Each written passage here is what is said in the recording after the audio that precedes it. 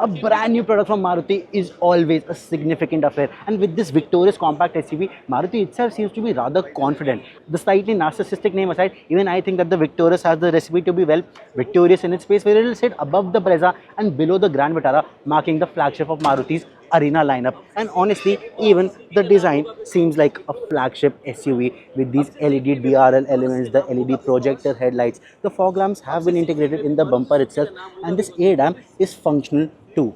The bumper looks rather chunky, rather muscular, and coming to the side, you'll find the same muscle on the wheel arches. Say for these wheel arches, there's not a lot of muscle in the design. The profile is actually rather clean, but it does get strong character lines. It sits on 17-inch alloy wheels, which look nice in isolation, but I don't think they suit the size of this car. Maybe 18-inch alloy wheels would have been better here. Let me know what you think in the comments below. Now, as we come towards the rear three quarters, right, I feel like the proportions of the car are a bit off. I can't really pin it down as to what makes it that way, but that is a personal opinion that I have, and let me know what do you think about it. The highlight at the rear has to be this connected LED taillight, which isn't actually connected because it gets individual LED strips, but honestly it does look rather chic. You've got the hybrid badging here, and there's the Victor word mark, and the bumper itself has a rather simple design with the reversing light integrated here. Now that we are at the back, let me show you the boot space of the Victoris. It gets a power tailgate, so it opens automatically,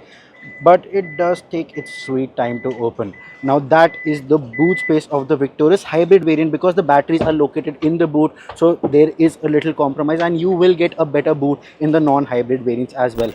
But what they've done with the CNG is the best part about the Victoris's boot space, because as you can see, this is the CNG variant. There is no CNG tank here, and the CNG tank has actually been integrated in the rear bumper itself, as you can see right now. So there's no compromise on the actual boot space that you have, and you also get the savings that you get with the CNG powertrain.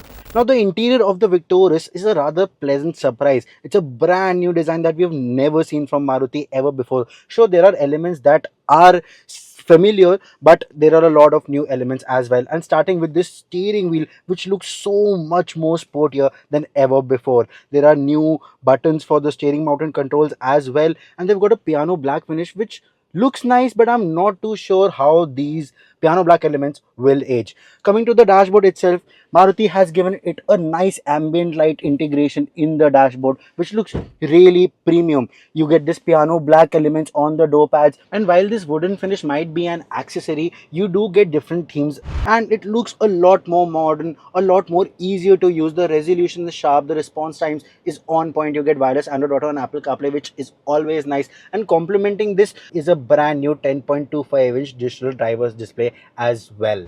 Alongside this driver's display is a heads-up display as well, which is not on right now, and the car has shut off for some reason, so I can't show it to you. But if you're on the features list, there is a lot of equipment on this car, and you can check out all the features on your screen. But I want to give a shout out to the 8-speaker Infinity sound system that has been tuned by Harman and has Dolby Atmos as well. Maruti itself calls it theater on wheels, and I'm honestly looking forward to experiencing it. Now, talking about these seats, they have a semi-leatherette upholstery. They feel comfortable, they are wide and nice, they feel accommodating, and let's hop on to the rear to see how the experience is there. Now, the first thing that you'll notice sitting inside the rear seats of the Victoris is that these headrests are a little too big and they restrict your view out front. But honestly, apart from that, the actual space on offer is actually pretty decent. The driving seat is set to my driving position. I am 5'8" and I've got plenty of knee room. The foot room is actually pretty great. The under thigh support is adequate, but the only issue is the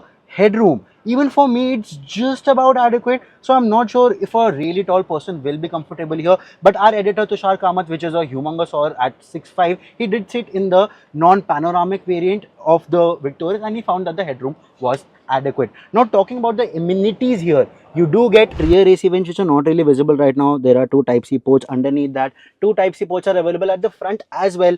There are no rear sunshades, but you do get a rear central armrest. There are 3 headrests as well, and I think the width is just about enough to sit 3 normal size adults in relative comfort. The Victoris has already been victorious in Bharat NCAP's crash test with a full 5-star score for both adult and child occupants. The standard safety kit is sorted as well with 6 airbags and a whole host of safety equipment. And higher variants also get level 2 ADAS features like adaptive cruise control, lane keep assist and blind spot monitor, which is a first for Maruti in India. Now the powertrain options are the same as the Grand Vitara. So there's a 1.5 liter mild hybrid, there's a 1.5 liter strong hybrid, and there's a CNG kit available as well with the mild hybrid variant. You also get an all-wheel drivetrain with the mild hybrid automatic variant, and all the numbers, all the specifications are on your screen right now. Pause the video now. So that is the Maruti Victoris for you. The prices should be out sometime once the new GST norms are rolled out for the cars, and we will be driving this car very soon. So stay tuned to the channel for the full-fledged review. In the meantime, you can let us know what do you think about the Maruti Victoris in the comments below. See you soon. Ciao.